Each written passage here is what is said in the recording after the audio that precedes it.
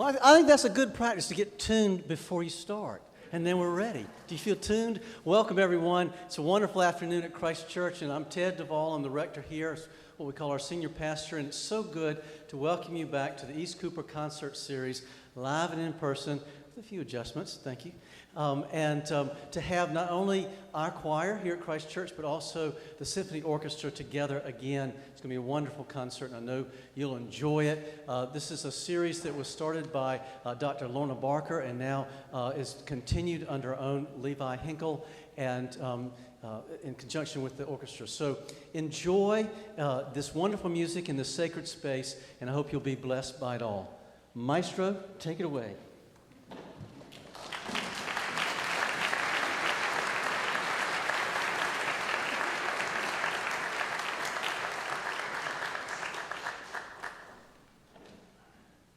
It's always embarrassing when the applause does not get you all the way to the podium. It's a sign of the times, I guess.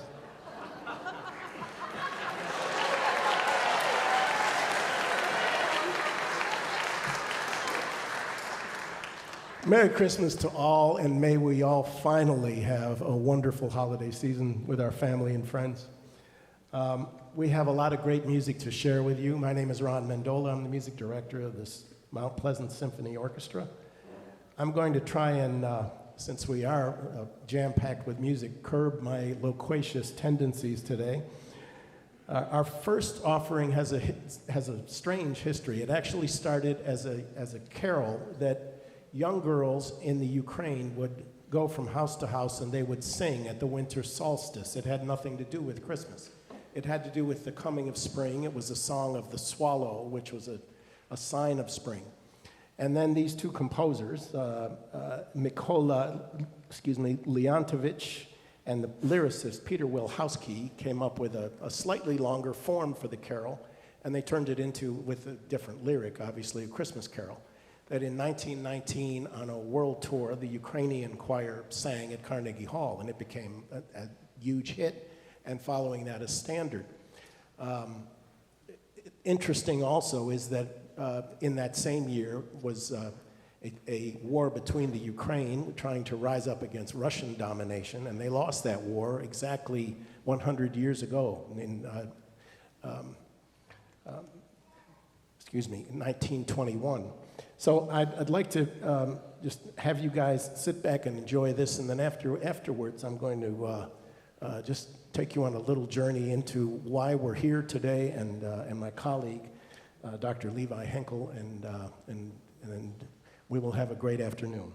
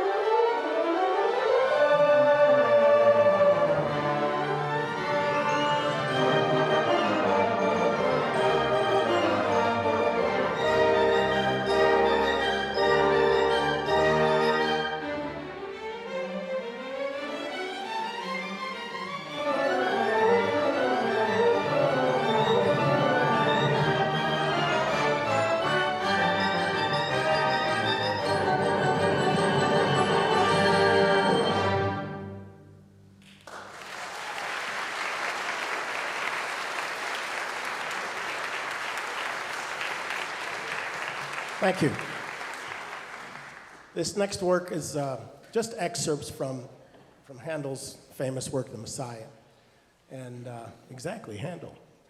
And it is a massive work. It's 259 pages of score written over a 24-day period, which sounds like an awful lot of output. But Handel was actually famous for writing this fast, so much so that his lyricist was not happy with the score when it first came out, and he demanded a number of revisions. But that was a story between the two of them, and we won't go into it any more than that. Our new Christ Church partner in music has been a real pleasure to work with, as Dr. Henkel and I met numerous times to choose works to perform, to coordinate tempos, dynamics, logistics. I've been truly impressed, and Lorna needed somebody who could fill those shoes because she was a legend here, as we all know. Dr. Henkel and the members of the choir that I've met have practically also reinvented the wheel to transform the sanctuary for today's performance. They've built ramps, dollies, they put in countless hours of building those and also the manual labor to get all of this done. As you'll notice, the 7-ton altar is gone. The lecterns, the podium, all of that has been stored elsewhere, and it's an awful lot of work. Gentlemen, I am knocked out by what you did for this concert.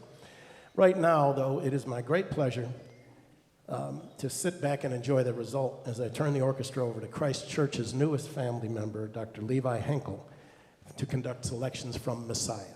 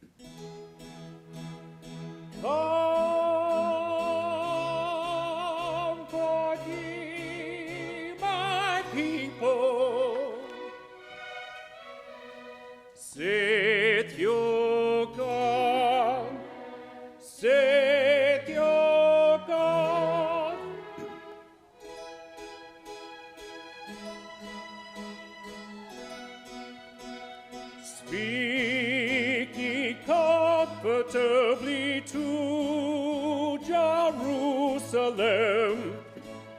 Speak ye comfortably to Jerusalem,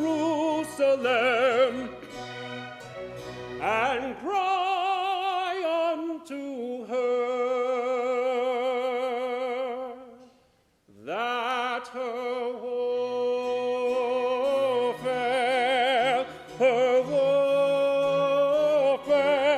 is accomplished, that her iniquity is pardoned, that her iniquity is pardoned.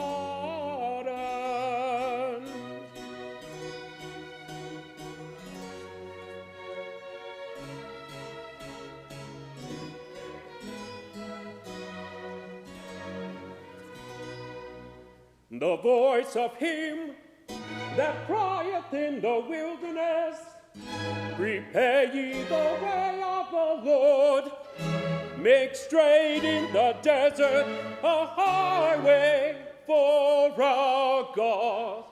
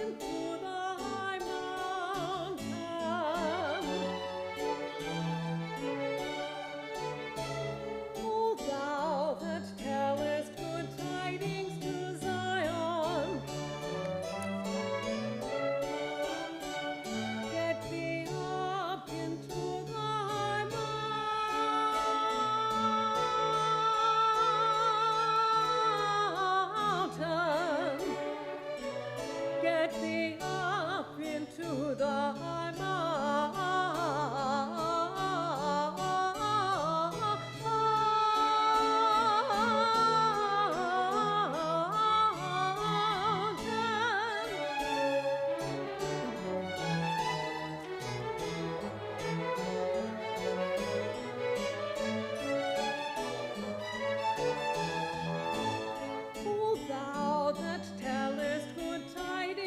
Jerusalem,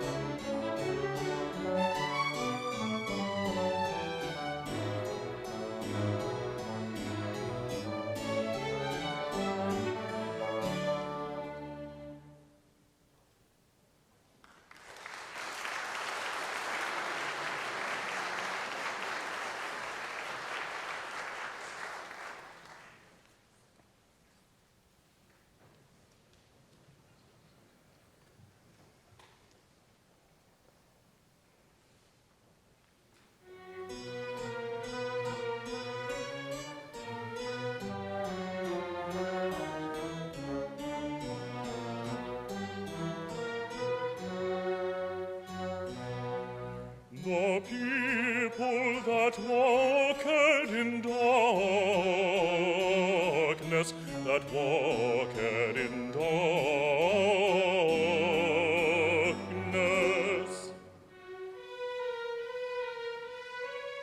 The people that walked in darkness have seen a great light, have seen a great light. The people that walked in darkness have seen a great light.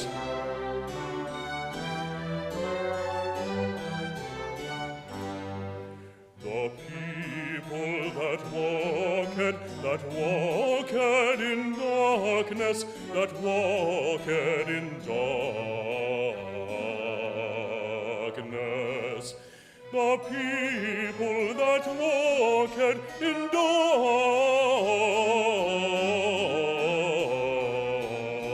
darkness have seen a great light, have seen a great light, a great light, have seen a great light.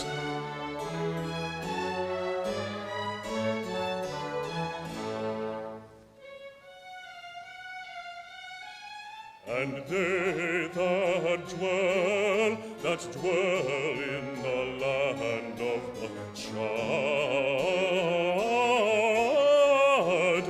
of death,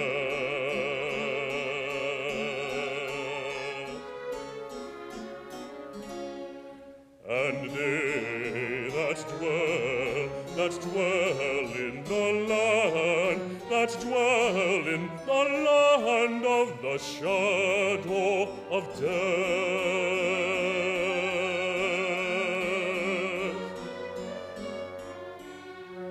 Upon them hath the light shined, and they that dwell in the land of the shadow of death, upon them hath the light shined, upon them hath the light shined.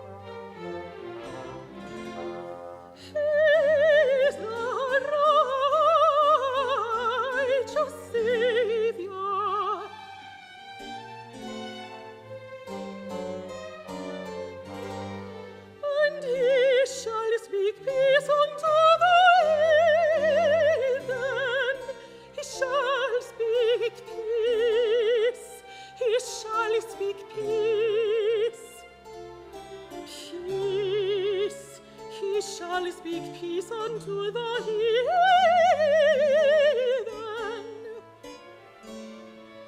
He is a righteous Savior, and he shall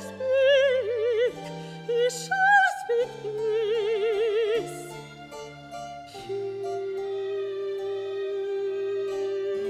Peace. He shall speak peace unto the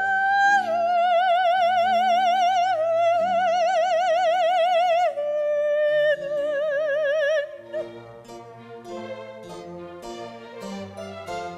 Rejoice, rejoice, rejoice greatly.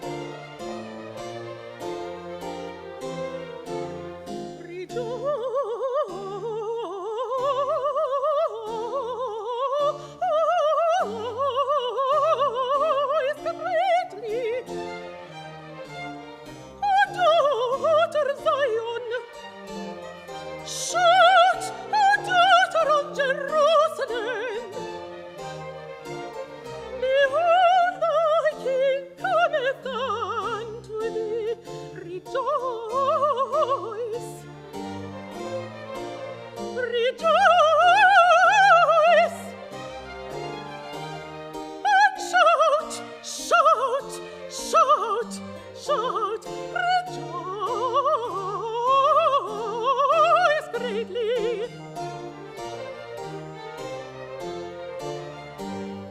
Rejoice greatly, O daughter of Zion. Shout, O daughter of Jerusalem. Behold, thy King cometh unto thee. Behold, thy King cometh unto thee.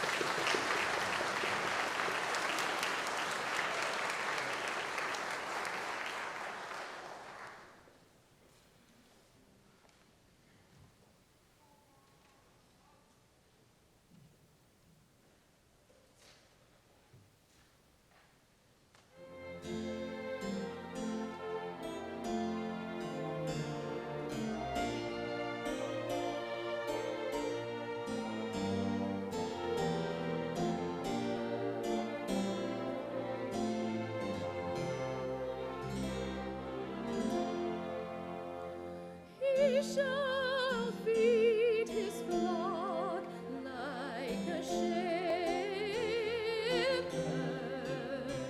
and he shall gather the lambs with his arm,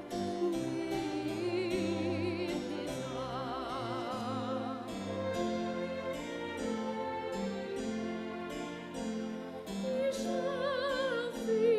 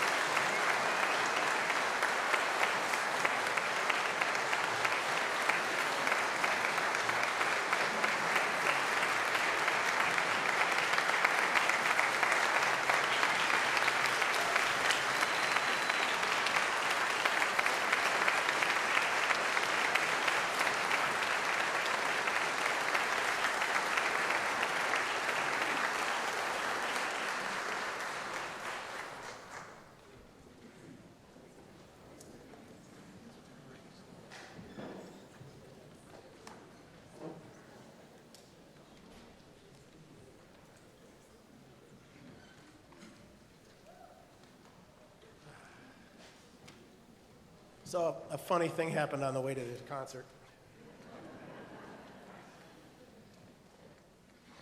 First of all, there's a couple errors in your programs. First, my entire resume is made up, but beyond that, we have a couple of people whose names did not get in the program. Andrew Collins, back there on bass clarinet.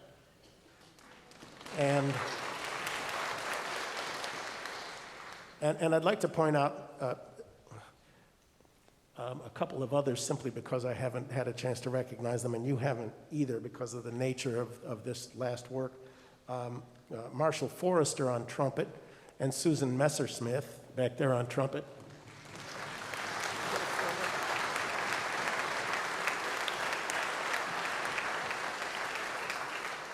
Susan we hired, and Marshall we hired today. Literally, we had someone who had the sniffles. I'm sure it's nothing. He's been vaccinated, et cetera, but we couldn't take the chance, so here we are, and he happened to be home, which is always a mistake when I'm on the loose. But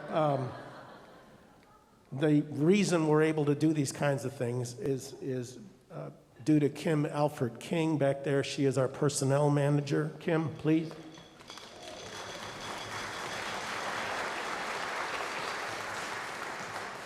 Trying to hire this many musicians because we have to hire about 15 to do this particular. Kim, was it 15?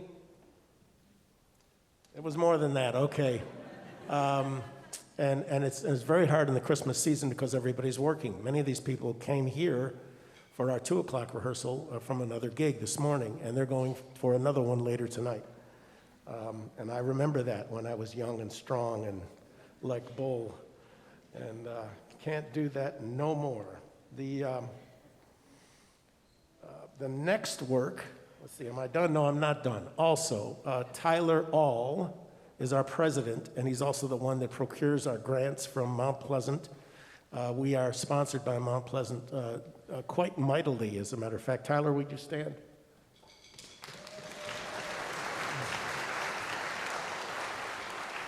And on top of everything else, he has just a great sense of humor, and we get along beautifully, and that makes my life wonderful. The other guy who makes my life wonderful, I love these masks and the fogging of the glasses, don't you? George Durst, Dr. George Durst is my boss, and our boss, in essence. He has the energy to keep this orchestra running. He's also my mentor on how to live life. He's fully engaged and always upbeat and tremendously well thought of in this city and in Sullivan's Island. George, would you stand up, please, because you're the reason we're here today.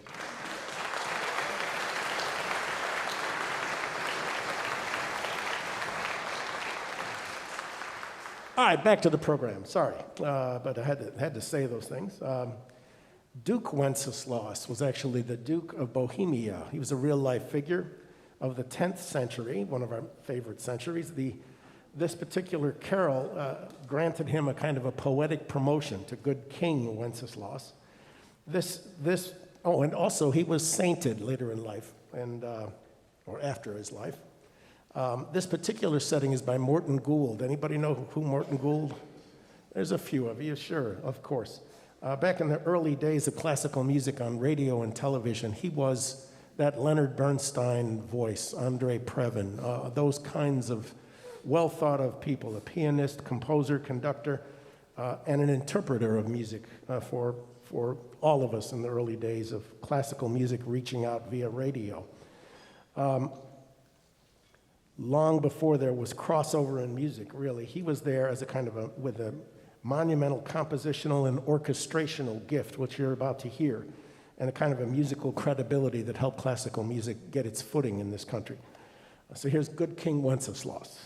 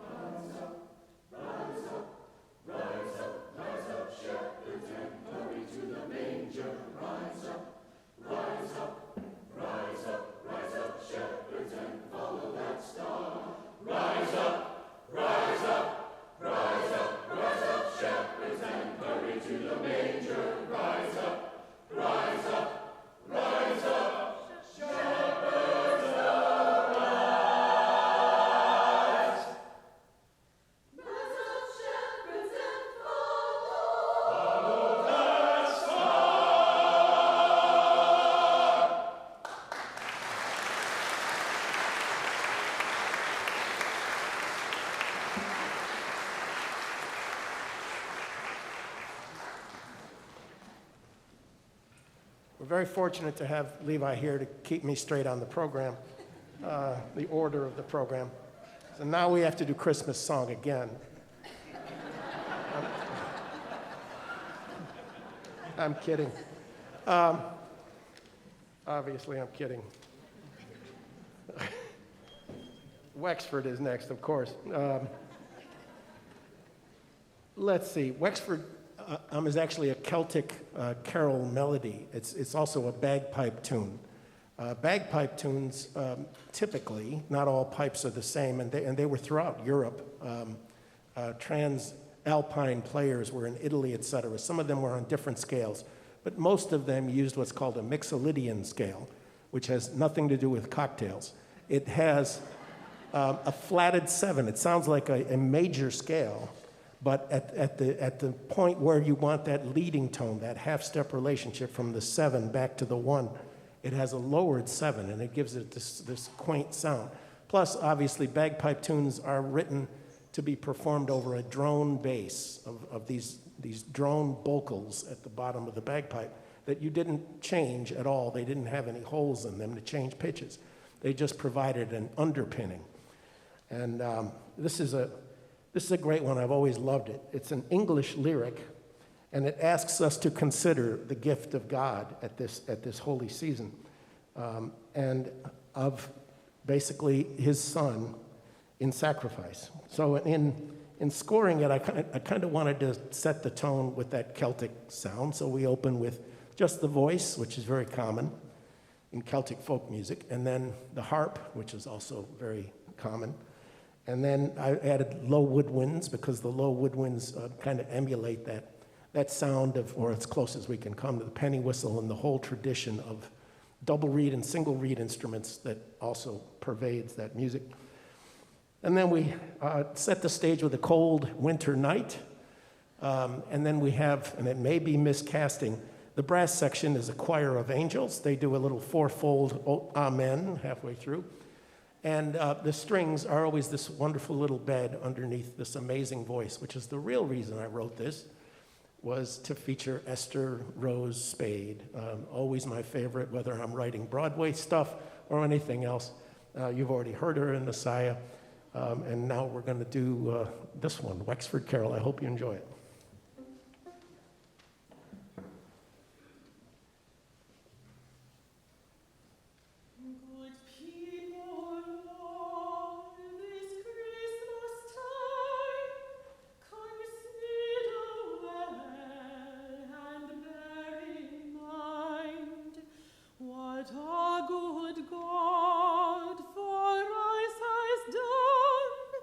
In sending